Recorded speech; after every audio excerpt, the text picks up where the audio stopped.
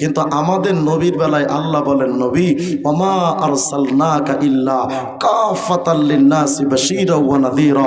নবী গো, আমি আল্লাহ শুধু কুরাইশ গোত্রের জন্য পাঠাইনি, শুধু আরব আর মদিনার জন্য পাঠাইনি। নবী, আমি আল্লাহ পাঠিয়েছি পুরা বিশ্বের মানুষের জন্য আপনাকে। শুধু তাই নয়, পুরা কোরআন শরীফ খুলেন, আমার নবী শুধু দুনিয়ার মানুষের জন্য আসেন নাই। আল্লাহ বলেন, নবী আলহামদুলিল্লাহি রাব্বিল আলামিন, সমস্ত জগতের রব আমি আল্লাহ। আমরা মনে মনে ভাবি জগৎ মানে তো শুধু পৃথিবী। না না, এই জগৎ শুধু একটা গ্রহের নাম। এই জগৎটা ক্ষুদ্র একটা দুনিয়া। এই জগতের চাইতে আরো বড় বড় জগৎ আছে। মাথার উপরে যে সূর্যটা দেখেন, এই সূর্যটা পৃথিবীর চাইতে 13 লক্ষ গুণ বড়। ওই সূর্য চাইতে আকাশে একটা তারকা ইউআই স্কুটি, এমন একটা তারকা সূর্যের চাইতে আরো 500 কোটি গুণ বড়। এত বিরাট বিরাট জগৎ আছে আল্লাহ পাকের। আরশ আছে, লৌহ আছে, কলম আছে, কুরসি আছে, 7 তবক জমিন আসমান আছে, জান্নাত আছে, জাহান্নাম আছে। এত বিরাট বিরাট জগৎ আল্লাহ বানিয়েছেন। আল্লাহ বলেন, নবী আলহামদুলিল্লাহি রাব্বিল আলামিন, আমি আল্লাহ তো সব জগতের রব। নবী গো, আমি আল্লাহ আপনারা শুধু দুনিয়ার মানুষের জন্য পাঠাইনি।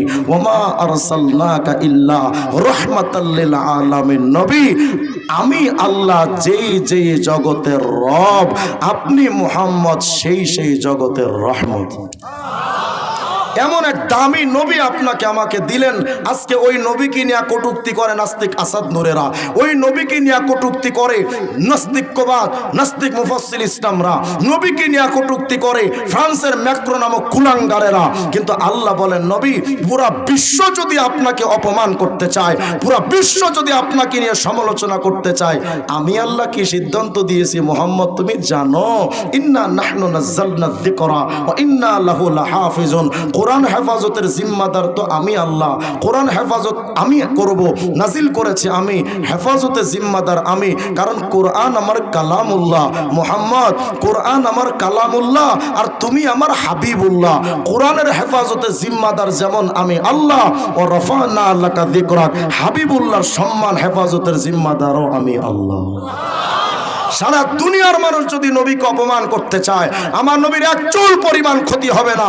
তবে আমরা একথা সুস্পষ্ট করে বলি, কোন কুলাঙ্গার যদি আমার বাংলাদেশের জমিনে, পৃথিবীর কোন রন্ধ্রের কোন স্থানে যদি নবীকে নিয়ে কটূক্তি করে, আমার বাপ হতে পারে, সন্তান হতে পারে, ভাই হতে পারে, রাষ্ট্রপতি, প্রধানমন্ত্রীও যদি নবীকে নিয়ে কটূক্তি করে, ওর জিহ্বাটা ছিঁড়ে ফেলে দাও।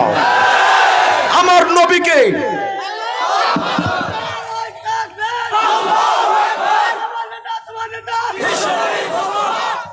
আমার নবীকে নিয়ে যারা কটূক্তি করবে, তাদেরকে যদি আশ্রয় আর প্রশ্রয় কোন থানার ওসি দেয়, আমার নবীকে কটূক্তি করার জন্য কোন কটূক্তিকারীকে যদি বাংলাদেশের সরকার প্রশ্রয় দেয়, হে জাতীয় উম্মতে মুহাম্মাদি, ওই সরকারের তখতে তাউস আগুন দিয়ে জ্বালায় দাও। আমার নবীর দুশমনদের সাথে আমাদের কোনো সম্পর্ক হতে পারে না। আমার নবী আমার জান। আমাদের বাংলাদেশের সংবিধান বলছে, এই দেশের প্রত্যেকটা মানুষের জানের নিরাপত্তা দাও, মানের নিরাপত্তা দাও, প্রত্যেকটা মানুষের ইজ্জতের হেফাজতে জিম্মাদারি নাও। আমাদের বাংলাদেশের সংবিধান বলছে, প্রতিটা মানুষের জান, মাল, ইজ্জতের নিরাপত্তা দেওয়া।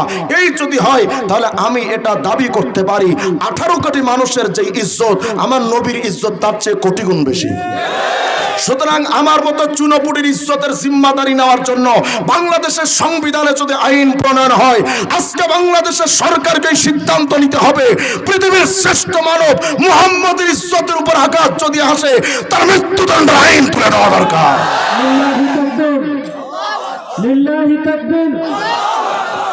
আমরা সবাই রাসূল সেনা, ভয় করি না বুলেট বোমা। বিশ্বের মুসলিম এক হন, এক হন, নারায়ে তাকবীর। নবীর ইজ্জতের হেফাজতের জিম্মাদার কে?